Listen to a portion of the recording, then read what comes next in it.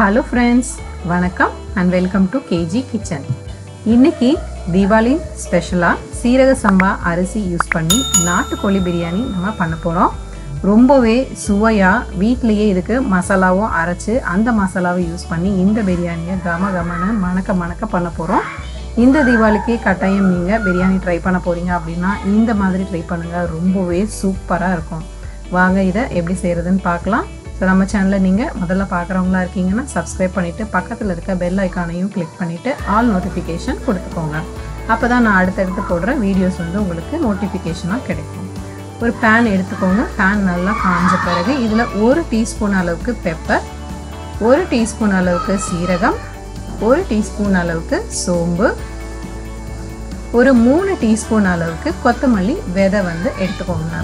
இன்னைக்கு நம்ம மிளகாய் சேர்க்க போறதுல மிளகாய் தூள் தான் சேர்க்க போறோம். நீங்க மிளகாயும் சேர்க்க போறீங்க அப்படினா ஒரு 5 ல இருந்து 6 வரமிளகாய் சேர்த்துக்கோங்க. சரியா இருக்கும். அடுத்து 2 ஏலக்காய், ஒரு சின்ன துண்டு பட்டை எடுத்துக்கோங்க. கிராம்பு ஒரு 3 ல இருந்து 4 கிராம்பு சேர்த்துக்கோங்க. இந்த மசாலாவை நல்லா வறுத்து எடுத்துக்கோங்க. எண்ணெய் நெய் எதுவும் சேர்க்காம வெறும் பேன்ல இதை நல்லா வறுத்து எடுத்துக்கோங்க. ஒரு சின்ன பிரியாணி இலை, இது எல்லாத்தையும் நல்லா வாசனை வர வரைக்கும் வறுத்துக்கோங்க. உங்களுக்கு தெரியல அப்படின்னா நீங்க பிரியாணி இலையை எடுத்து நுணுக்கி பார்த்தீங்க அப்படின்னா நல்லா புலன்னு நொறுங்கணும். ஸோ அந்த மாதிரி நொறுங்குச்சுன்னா நீங்க நல்லா வறுத்துருக்கீங்க அப்படின்னு அர்த்தம். பாருங்க, நம்மளோட மசாலா சாமான்லாம் நல்லாவே வறுபட்டுடுச்சு. இதை ஒரு தட்டுக்கு மாற்றிடுங்க. இது இப்போ ஆறட்டும். நம்ம பிரியாணிக்கு தேவையானதை இப்போ ரெடி பண்ணிடலாம். ஒரு குக்கர் வச்சுக்கோங்க. இதில் எண்ணெய் சேர்த்துக்கோங்க. கொஞ்சமாக சோம்பு, ஒரு 1/4 டீஸ்பூன் போதும். ஒரு 2 பச்சை மிளகாய் குறுகலாக கட் பண்ணி எடுத்துக்கோங்க. அப்புறம் ஒரு பெரிய வெங்காயம் நான் அரிஞ்சு எடுத்திருக்கேன். இதையும் சேர்த்துட்டு நல்லா வதங்குற அளவுக்கு வதக்கி விட்டுடுங்க. பாருங்கள், நல்லாவே வதங்கிடுச்சு. இப்போ நம்ம இஞ்சி பூண்டு விழுது சேர்த்துக்கலாம். இது ஒரு 2 டேபிள் ஸ்பூன் சேர்த்துக்கோங்க. சேர்த்த பிறகு இதையும் நல்லா எண்ணெயில் வதங்குற அளவுக்கு நல்லா வதக்கி விட்டுடுங்க. இஞ்சி பூண்டு பேஸ்ட் பச்சை வாசனை போன பிறகு புதினாவும் மல்லியும் பொடிசாக அரிஞ்சு எடுத்துருக்கேன். இது ஒரு கைப்பிடி அளவுக்கு இருக்கும். இதையும் சேர்த்துக்கலாம்.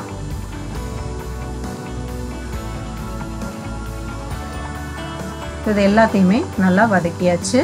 அடுத்து நம்ம தக்காளி சேர்த்துக்கலாம். தக்காளி நான் ஒரு 2 தக்காளி நல்லா சின்னதாக அரிஞ்சு எடுத்து வச்சுருக்கேன். இதையும் இப்போ சேர்த்துக்குவோம். நம்ம நல்ல பழுத்த தக்காளியாக சேர்த்துக்கோங்க. அப்போ தான் ரொம்பவே நல்லாயிருக்கும்.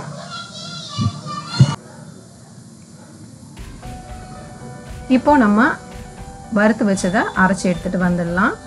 நல்லா பவுடர் பண்ணிக்கோங்க. இது போல் இதை இப்போ தனியாக எடுத்து வச்சிடலாம். பாருங்கள், நம்மளோட தக்காளியும் ஓரளவுக்கு நல்லாவே வதங்கிடுச்சு. இப்போ நம்ம அரைச்ச மசாலா சேர்த்துக்கலாம். இது ஒரு 2 டேபிள் ஸ்பூன் அளவுக்கு சேர்த்துக்கோங்க. அதுவே போதுமானதாக இருக்கும். மீதி உள்ளதை ஒரு ஏர்டைட் பாக்ஸில் போட்டு வச்சுக்கோங்க. நீங்கள் எக் கறி இல்லை வெஜ் பிரியாணி இல்லை குழம்பு இதுக்கெல்லாம் சேர்த்திங்க அப்படின்னா ரொம்பவே சூப்பராக இருக்கும். நீங்கள் நார்மலாக சேர்க்குற பொடியோட இதையும் சேர்த்து நீங்கள் குழம்பு பண்ணும்போது கறி பண்ணும்போது வாசனை ரொம்பவே அருமையாக இருக்கும். அதனால் அதை ஸ்டோர் பண்ணி வச்சுக்கோங்க அடுத்த முறைக்கு யூஸ் பண்ணுறதுக்கு. அடுத்து நான் நாட்டுக்கோழி தோல் இல்லாமல் வாங்கி வச்சுருக்கேன். இது ஒரு 1/4 கிலோ அளவுக்கு இருக்கும். இதை நல்லா சுத்தப்படுத்தியாச்சு. நம்ம இதை குக்கரில் சேர்த்துடலாம். குக்கரில் சேர்த்துட்டு ஒரு 2 ல இருந்து 3 நிமிஷம் இதை நல்லா வதக்கி விட்டுட்டு அதுக்கு பிறகு நம்ம தண்ணி சேர்த்துக்கலாம். ஃபஸ்ட்டு இதை நல்லா வதக்கி விட்டுடுங்க. லோ ஃப்ளேமில் வச்சுக்கோங்க அடுப்பை.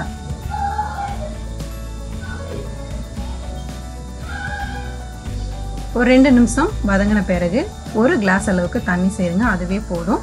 ஏன்னா நம்ம சிக்கன்ல இருந்தே நிறைய தண்ணி வெளியில வரும். அதனால 1 டம்ளர் அளவுக்கு தண்ணி போதும்.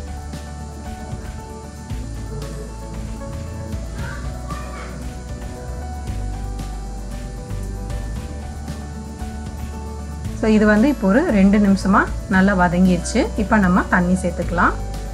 நான் ஒரு கிளாஸ் அளவுக்கு தண்ணி சேர்த்துருக்கேன். மூடி போட்டு மூடி விசில் விட்டுடுங்க. ஒரு 3 ல இருந்து 4 விசில் விட்டுட்டீங்க அப்படின்னா நம்மளோட சிக்கன் நல்லாவே வெந்துடும்.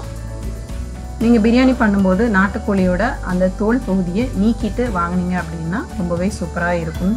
அதனால் அந்த மாதிரி கேட்டு வாங்கிக்கோங்க. இப்போ தேவையான அளவு உப்பு சேர்த்துக்கலாம். நான் இந்த சிக்கனுக்கு மட்டும் தான் சேர்த்திருக்கேன். நல்லா கலந்து விட்டுட்டு மூடி போட்டு மூடிடுங்க. ஒரு 3ல இருந்து 4 விசில் வரவும் ஆஃப் பண்ணிடுங்க. நான் இன்னைக்கு சீரக சம்பா அரிசி எடுத்திருக்கேன். இது ஒரு 2 கப் அளவுக்கு எடுத்திருக்கேன். நீங்கள் குக்கரில் மூடி போட்டு மூடுற நேரத்தில் நீங்கள் அரிசி எடுத்து ஊற வச்சிட்டிங்க அப்படின்னா அந்த அளவுக்கு ஊறினா போதுமானதாக இருக்கும்.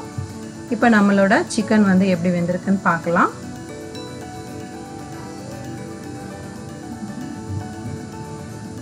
பாருங்கள், நம்ம கொஞ்சமாக தான் தண்ணி ஊற்றினோம். எந்த அளவுக்கு சாறு வந்து கிடச்சிருக்குன்னு. கோழியும் நல்லாவே வெந்திருக்கு. நம்ம மிளகாய் தூள் வந்து இன்னும் சேர்க்கலை. நீங்கள் மிளகாய் சேர்த்து அரைக்கிறீங்க அப்படின்னா இந்த ஸ்டேஜில் நீங்கள் மிளகாய் தூள் சேர்க்க தேவையில்லை. நீங்கள் மிளகாய் சேர்த்து வறுக்கலை அப்படின்னா இந்த ஸ்டேஜில் மிளகாய் தூள் வந்து சேர்த்துக்கோங்க. இது 1 டீஸ்பூன் அளவுக்கு சேர்த்துக்கோங்க. இது காரமானதுனால நான் 1 டீஸ்பூன் சேர்த்துருக்கேன். உங்களோட மிளகாய் தூள் எந்த அளவுக்கு காரமோ ஒரு 1/2 டீஸ்பூன் இல்லை இன்னொரு 1 டீஸ்பூன் கூட வந்து நீங்கள் சேர்த்துக்கலாம். இது நல்லா கலந்து விட்டுடுங்க. எனக்கு இந்த ஸ்டாக் வாட்டர் ஒரு 2 டம்ளர் அளவுக்கு கிடச்சிது. இன்னொரு 2 கிளாஸ் அளவுக்கு நான் வந்து தண்ணி சேர்த்துக்க போகிறேன். 2 கப்பு அரிசிக்கு 4 கப்பு தண்ணி வந்து இதுக்கு சரியாக இருக்கும். ஸோ மொத்தம் 4 கப்பு ஆச்சு. இது நல்லா இப்போது கொதிச்சு வரட்டும். நல்லா கொதிச்சு வந்துருச்சு. இப்போ நம்ம ஊற வச்ச அரிசி இதில் சேர்த்துக்கலாம். சேர்த்துட்டு நல்லா கலந்து விட்டுடுங்க. இதுக்கு தேவையான அளவு உப்பு சேர்த்துடுங்க.